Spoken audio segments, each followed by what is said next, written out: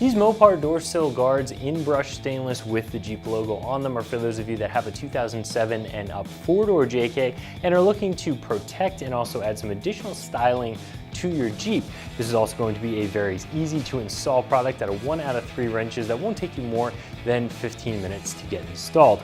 Now the door entry area, the door sills of your JK is painted and unprotected right out of the factory. That's an area that if you have a side step, people go from the side step onto your door sill, then to the inside of the Jeep.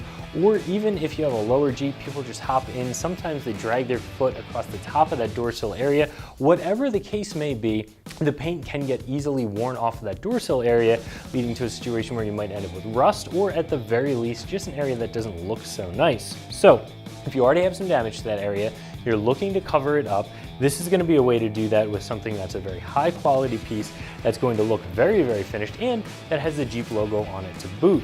If you don't have any damage, this is going to add some protection.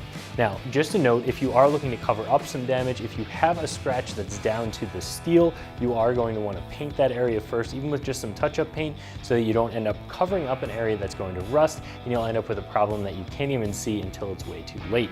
Now, these do have the Jeep logo on them. As you can see, these do come out of a Mopar box, so they are going to be a little bit more expensive than some of the other versions out there. However, with those other versions, while you still might get a very high quality brushed stainless entry guard, it's not going to have the Jeep logo on it, and it might not fit quite as well. So if you're looking for a great fit, you like having the Jeep logo, you want something that's very substantial, very well built, and also easy to install, this is going to be a good option for you, but it is going to cost a little bit more than some of the other options out there. So to get these installed, you'll really just want to hold them up to the Jeep and see which area these are going to contact with 3M adhesive, because the most important part of attaching anything to your Jeep with 3M is making sure that the painted surface is nice and clean first.